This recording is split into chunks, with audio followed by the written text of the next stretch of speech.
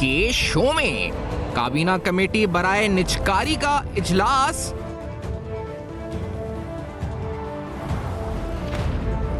हुकूमत ने पीआईए की निजकारी का फैसला कर लिया।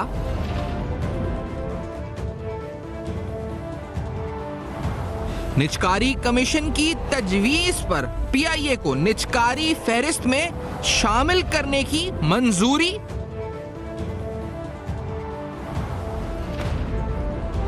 निगरामाशी टीम रोजवेल्ट होटल की निजकारी के लिए मालियाती मुशीर की तैनाती की मंजूरी।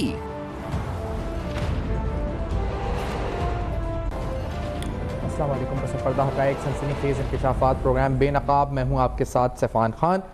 नाज़रीन, मुल्क की मजमूई सियासी सूरत हाल पर अगर नज़र डालें तो हमने देखा है कि वज़ीर-ए-आज़म शहबाज शरीफ साहब की अलविदाई मुलाकातों का सिलसिला जारी है और आज भी उनकी अलविदाई मुलाकातों के सिलसिले में वो GHQ गए, जहाँ उन्होंने क्या स्टेटमेंट दी, SIFC के बारे में क्या कहा, पाकिस्तान के इन्वेस्टमेंट क्लाइमेट और इस इनिशिएटिव के आर्मी चीफ को उन्होंने किस तरह सराहा, पहले आपके सामने रखते हैं, फिर कुछ इंपॉर्टेंट इशूज़ के ऊपर हम प्रोग्राम में आने लगे। लेट्स हियर दिस के क्या कहा वज़ीर साहब। Let's hear this. इंतहाई ईमानदारी से कहना है कि मैं सपा सलार जनाब जनरल आसिम मुनीर साहब का बहुत शुक्रगुजार हूँ, उनकी पूरी टीम का, कि जिन्होंने जो ही इन्होंने अपना मनसब संभाला बग़ैर वक्त ज़ाया किए इन्होंने मुझसे ये कहा कि ये है वो प्रोग्राम पाकिस्तान को आगे बढ़ाने का। मैं जनरल आसिम मुनीर आपका बहुत शुक्रगुजार हूँ, आपकी पूरी टीम का बेहद शुक्रगुजार हूँ और अपनी हुकूमत की टीम का शुक्रगुजार हूँ, सूबाई हुकूमतों का शुक्रगुजार हूँ जिन्होंने मिलकर इसमें हमारा हाथ बढ़ाया, इस विजन को उजागर किया और आज पूरे पाकिस्तान में। नाज़रीन, ये उन्होंने सराहा, लेकिन SIFC पे जो गवर्नमेंट टू गवर्नमेंट ट्रांजैक्शंस होंगी उस पर आने से कबल पाकिस्तान इंटरनेशनल एयरलाइंस के हवाले से एक बहुत इंपॉर्टेंट खबर है। कल हमने देखा काबीना कमेटी बराए निजकारी का इजलास हुआ जिसमें मंजूरी दी गई और एक्टिव प्राइवेटाइजेशन प्रोग्राम में पाकिस्तान इंटरनेशनल एयरलाइन को इंक्लूड किया गया। अगर PIA के एक्यूमुलेटेड लॉसेस की बात की जाए तो तकरीबन 742 अरब तक ये पहुंच चुके हैं। सिर्फ इस हुकूमत के 1.5 साल या 1.25 साल के अरसे में तकरीबन 110 अरब रुपए का नुकसान पाकिस्तान इंटरनेशनल एयरलाइन सफ़र कर चुकी है। अगर एक साल की बात की जाए तो ये लॉसेस तकरीबन 88 बिलियन रुपीस बनते हैं। पाकिस्तान इंटरनेशनल एयरलाइन की फाइनेंशियल स्टेटमेंट्स के मुताबिक, जो उनकी डायरेक्टर रिपोर्ट है उसके मुताबिक, सिर्फ एक साल में पाकिस्तान इंटरनेशनल एयरलाइन की जो इंटरेस्ट कॉस्ट या फाइनेंसिंग कॉस्ट है उसमें 72% इजाफा हुआ है। इसी तरह सिर्फ ये नहीं बल्कि रुपी और डॉलर की पैरिटी की वजह से, यानी डिवैल्यूएशन रुपी की वजह से, तकरीबन 20 अरब रुपए का नुकसान पाकिस्तान इंटरनेशनल एयरलाइन को उठाना पड़ा है। तो यकीनी तौर पर एक ऐसी लॉस मेकिंग एंटिटी है, बल्कि अगर कहा जाए कि तमाम स्टेट ओन्ड एंटरप्राइजेस में जो सब में भारी भरकम जिसका हजम होगा नुकसानात का, उस हवाले से पाकिस्तान इंटरनेशनल एयरलाइन उस फहरिस्त में सरे फहरिस्त, जो पहली फहरिस्तों में, अव्वल फहरिस्तों में उसका शुमार जो है वो किया जाता है। ऐसी सूरत हाल में पाकिस्तान इंटरनेशनल एयरलाइन की निजकारी के हवाले से, और जिस पर हुकूमत एक दिन की अब रह चुकी है और हमने देखा है कि असेंबलीज जो है उसकी मुद्दत कल पूरी होने जा रही है, काबीना कमेटी बराए निजकारी ने न सिर्फ इसकी बल्कि रोजवेल्ट होटल के हवाले से भी फाइनेंशियल एडवाइजर की अपॉइंटमेंट यानी उसकी ट्रांजैक्शन को स्ट्रक्चर करने के लिए भी अप्रूवल दे दिया है। और कहा जा रहा है कि तकरीबन 1.5 साल में रोजवेल्ट होटल की भी ट्रांजैक्शन स्ट्रक्चर हो जाएगी।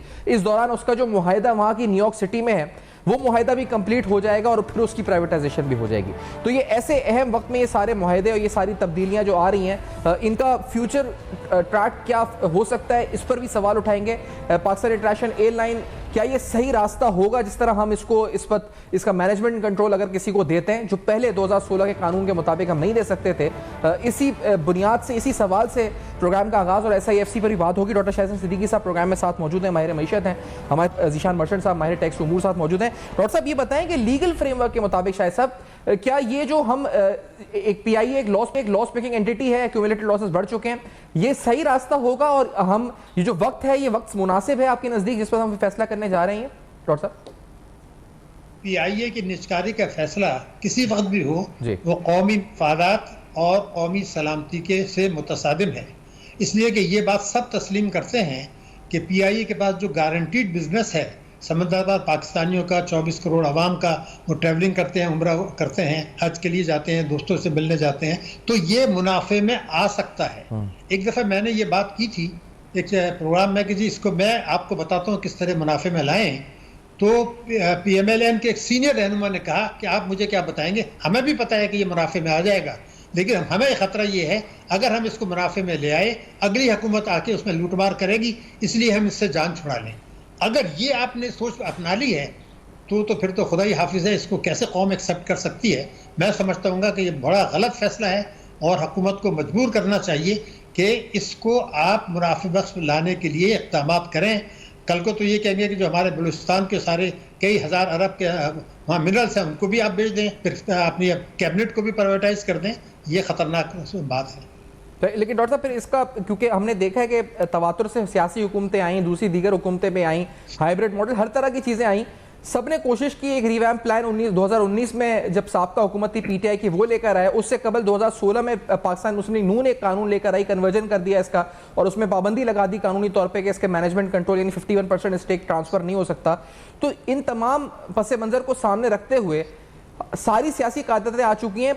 जर्मनी से लोग बुला के सीओ लगा दिए गए, उधर भी उन्होंने भी करप्शन ही की इसमें।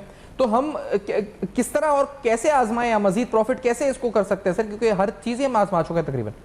डॉक्टर साहब देखिए, कभी कोई संजीदा कोशिश नहीं हुई, कभी टैक्स रेवेन्यूज बढ़ाने की संजीदा कोशिश नहीं हुई, कभी जो है बिजली के लाइन की संजीदा कोशिश नहीं हुई, कभी टैक्स चोरी करने की संजीदा कोशिश नहीं हुई, कभी हुकूमत इदारों को मुनाफे बख्श बनाने की कोई संजीदा कोशिश नहीं हुई, कभी शाहाना अखराजात को कम करने की कोई कोशिश नहीं हुई। तो कोशिश तो किसी भी चीज़ की नहीं हुई, तो क्या ये बुनियाद होगी प्राइवेटाइज करने की? ये कतई नाकाबिल कबूल है।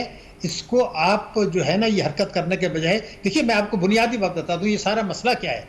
अगर आपकी जो इंपोर्ट्स हैं वो एक्सपोर्ट से दुगनी से ज़्यादा हैं तो आपको हमेशा मसला रहेगा।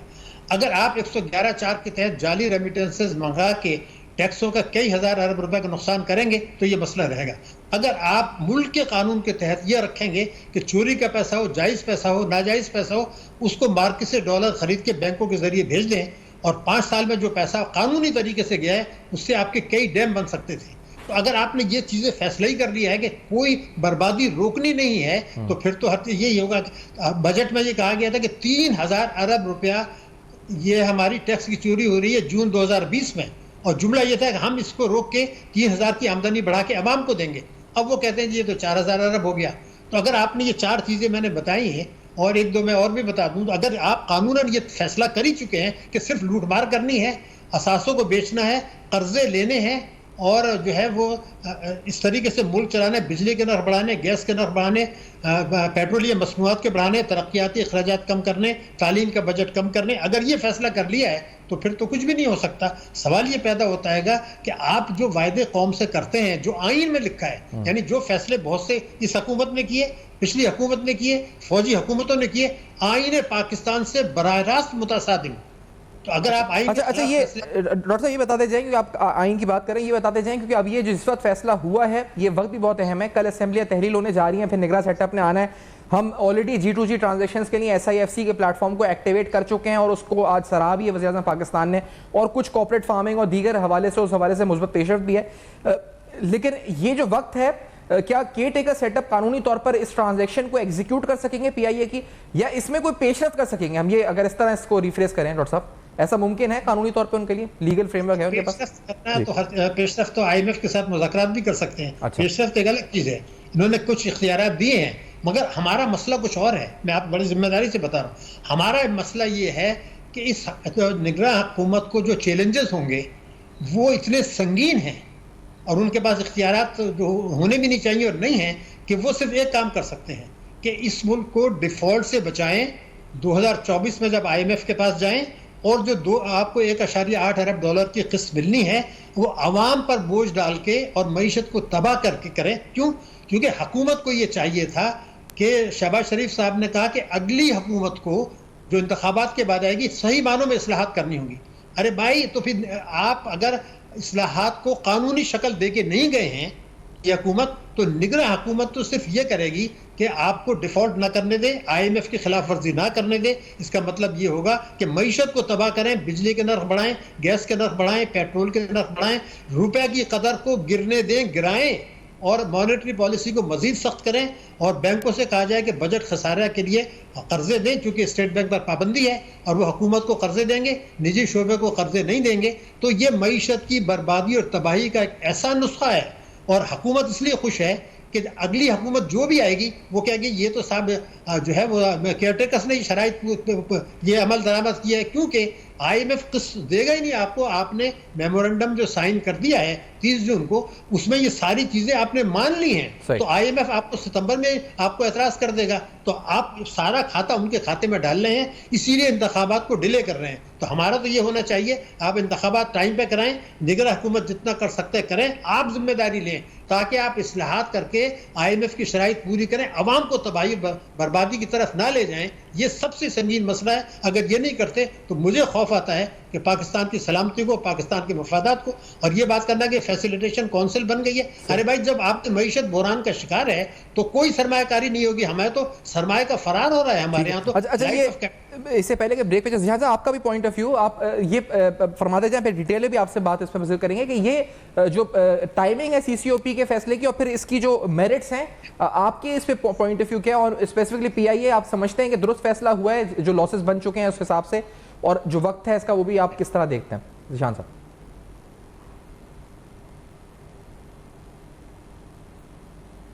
ये आपने किससे पूछा है? जी, ज़ीशान मर्चेंट साहब। जी मुझे आवाज आपकी क्लियर है, प्लीज दोबारा से पूछिए प्लीज। जी, ज़ीशान मर्चेंट साहब, जो पाकिस्तान इंटरनेशनल एयरलाइन की प्राइवेटाइजेशन के हवाले से काबीना की कमेटी बराए निचकारी ने कल फैसला किया है कि उसको एक्टिव प्राइवेटाइजेशन प्रोग्राम में डालना है, तो आपका ओपिनियन इस पर क्या है? What do you think, is it the right decision at the right time? क्योंकि कल ही असेंबलियों की तहलील होने जा रही है।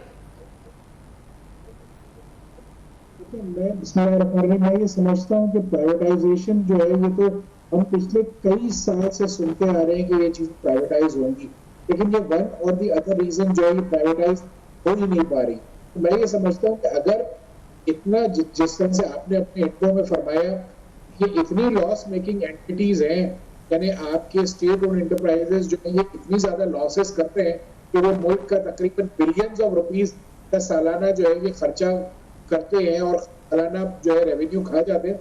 मेरे ख्याल से इसको तो बहुत पहले प्राइवेटाइज हो जाना चाहिए था। आज भी जो है पोलिटिकली होता ये है कि कोई एक जब गवर्नमेंट होती है और प्राइवेटाइजेशन की तरफ जाती है तो जो ऑपोजिशन होती है वो उसको पूरी तरीके से जो तनकीद करती है या हम कोर्ट्स में केस को ले जाते हैं, तो वो मैटर जो है वो वहीं का वहीं स्टैंड स्टिल रहता है। ईमेल आपके पास मिसाल है, CIA आपके पास मिसाल है, रेलवे आपके पास मिसाल है, तो ये तमाम चीजें जो है ये तो आपको सालाना आपका रेवेन्यू खा ही रही है। तो अगर ये प्राइवेटाइज होकर आज इसमें ये जरूर होना चाहिए कि हमें इसमें प्राइवेट सेक्टर को इन्वॉल्व करके अपने पास शेयर्स रखने चाहिए, लॉसेस को जो है निवेश करना चाहिए और लॉसेस को खत्म करके जब प्राइवेटाइजेशन होगी तब फॉरेन इन्वेस्टमेंट या फॉरेनर इसमें आके उसको चलाएगा तो आपकी पोजीशन बेहतर होना शुरू होगी और उस पोजीशन को बेहतर होगी जब ये प्रॉफिट मेकिंग एंटिटी में तब्दील होगी। आप कोई भी देख लीजिए, बैंक देख लीजिए, हबीब बैंक चेंज हुआ, आप देख लीजिए कि आपके दूसरे इदारे जो भी आपने अगर प्राइवेटाइज किए हैं या उसमें आपने प्राइवेट ओनरशिप दी है तो वो इदारे हुए क्योंकि गवर्नमेंट का चलाने का तरीका और जो एक इन्वेस्टर है उसका चलाने के तरीके में जमीन आसमान का फर्क होता है। तो मैं ये समझता हूँ कि ये तो एक प्रिंसिपल डिसीजन होना चाहिए कि इन्हें इन एसेट्स को जो है प्राइवेटाइज हो जाना चाहिए। गवर्नमेंट का काम बिजनेसेस चलाना नहीं है, हाँ गवर्नमेंट की ओनरशिप जरूर होनी चाहिए इन प्रॉफिट्स ताकि गवर्नमेंट को उससे फायदा हो सके। और इस तरह से अगर आप यही सोचते रहेंगे कि आज प्राइवेटाइज होना चाहिए या नहीं। अच्छा, ये ज़ीशान साहब ये भी प्राइवेटाइजेशन कमीशन में जो उनके जराए से हमारी बात हुई तो ये पहली बार नहीं है कि ये एक्टिव प्राइवेटाइजेशन प्रोग्राम की जो लिस्ट है इसमें ये PIA आया है। इस दफा क्या मुख्तलिफ है आपकी नजर में? मतलब मैं ब्रेक की तरफ बढ़ रहे हैं, मुझे ब्रेक का कहा जा रहा है, मैं आपसे इसी सवाल से मुख्तलिफ इस दफा क्या है? क्योंकि पहले भी पाकिस्तान इंटरनेशनल एयरलाइन को प्राइवेटाइजेशन की कोशिश या एक्टिव प्राइवेटाइजेशन लिस्ट में उसको डाला गया है लेकिन एग्जीक्यूट नहीं हो सका। अब एक केयरटेकर सेटअप आने को है और उसके बारे में कहा जा रहा है कि वो तवील भी हो सकता है और किसी मईशतदान के हाथ में उसके मामलात हो सकते हैं। तो ऐसी सूरत हाल में इसका प्राइवेटाइजेशन लिस्ट में आना क्या इस मामले में कुछ हतमी या नतीजा खेज पेशरफ हो सकती है? ये जानेंगे एक ब्रेक के बाद हमारे साथ।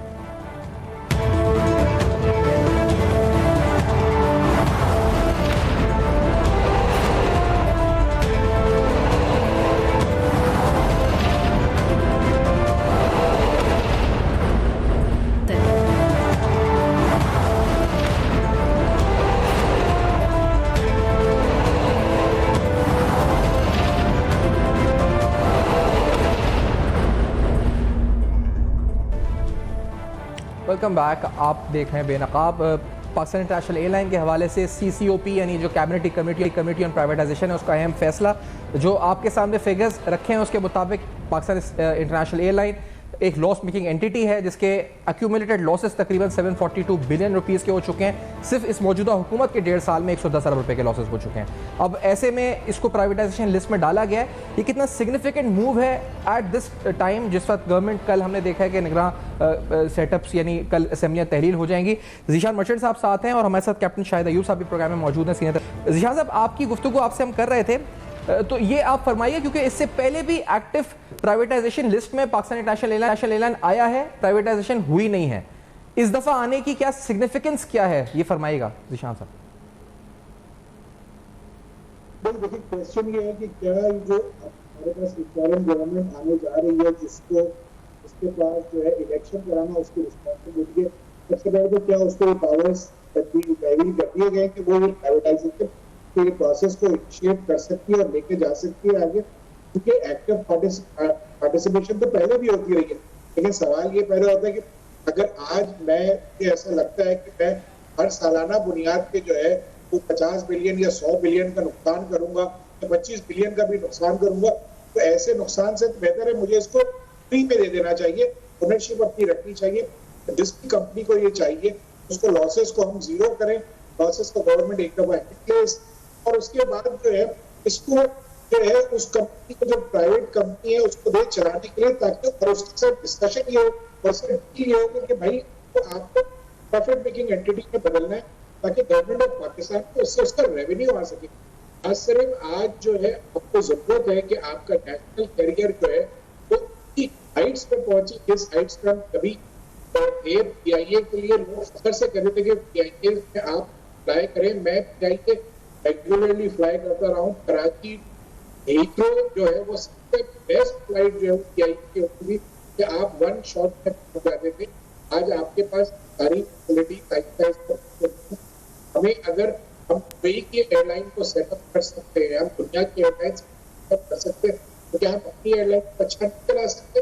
ये बिल्कुल हो सकता है। अगर इसके आगे हमें ये देखना पड़ेगा कि क्या इसमें पाकिस्तान का बाद देखा जा रहा है या नहीं जा रहा, तो उनके एम्प्लॉइज है, एग्जिस्ट एम्प्लॉइज, उनके साथ क्या ट्रीटमेंट होगी, क्या उन्हें कोई गोल्डन हैंडशेक चाहिए, क्योंकि मैं समझता हूँ कि ओवर स्टाफ है।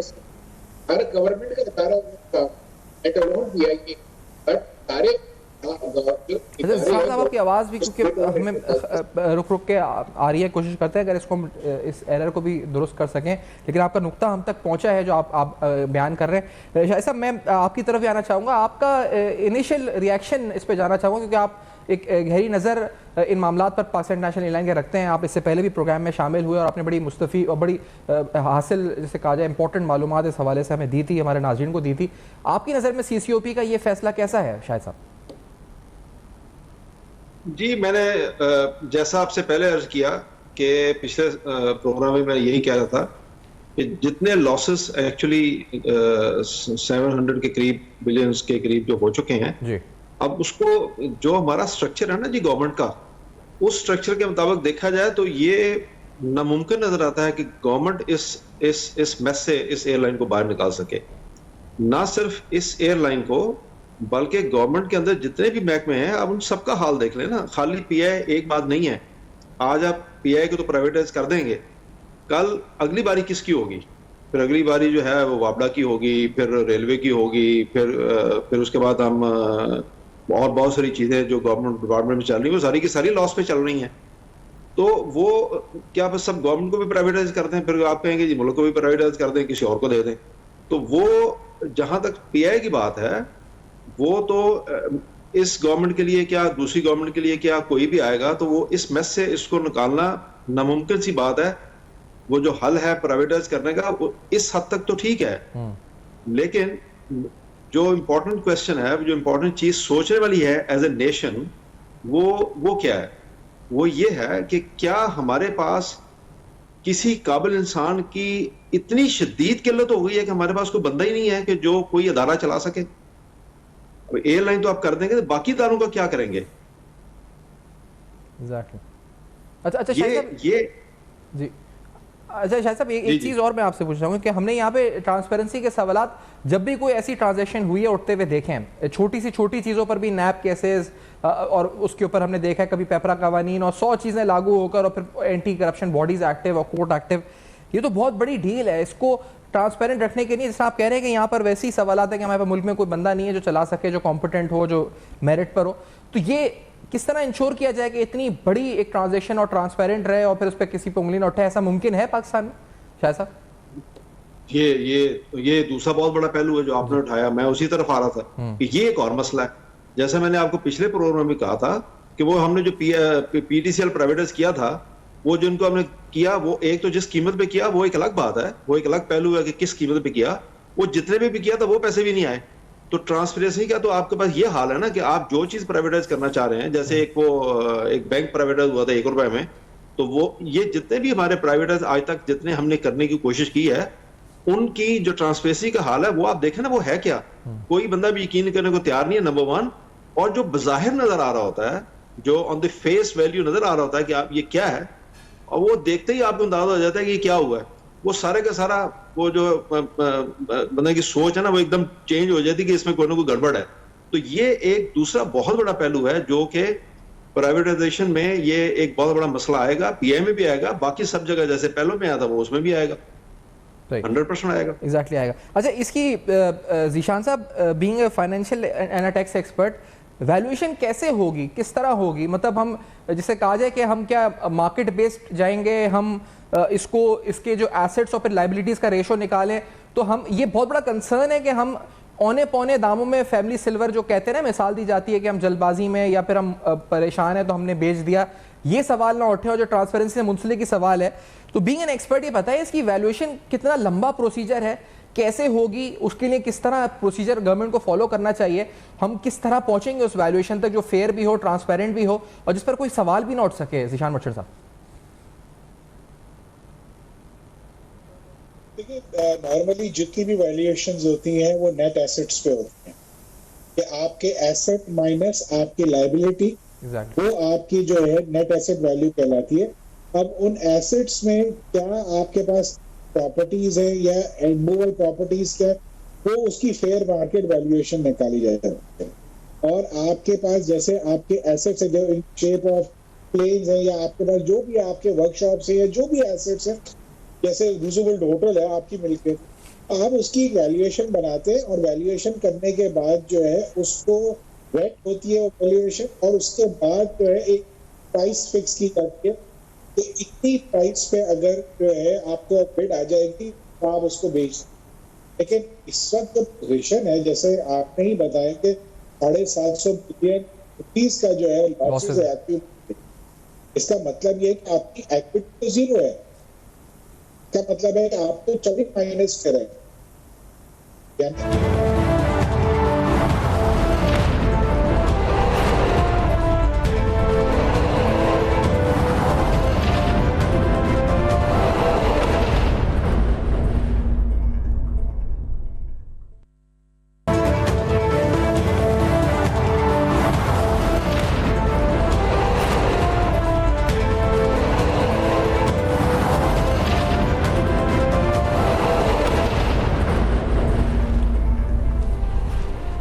Welcome back. आज हमने बेनकाब में सवाल उठाया पाकिस्तान इंटरनेशनल एयरलाइन के हवाले से अहम डेवलपमेंट, उसके एक्यूमुलेटेड लॉसेस बढ़ चुके हैं और काबीना की कमेटी बराए निजकारी कुछ अहम फैसले कर चुकी है। निगरान हुकूमत आने को है, ऐसे वक्त में ये अहम फैसले और इनके माशी असरात क्या हैं, सारे सवाल उठाए, फीडबैक दीजिएगा फेसबुक, ईमेल्स और ट्विटर पर। देखते रहिएगा। अब तक अपना बहुत ख्याल रखिएगा।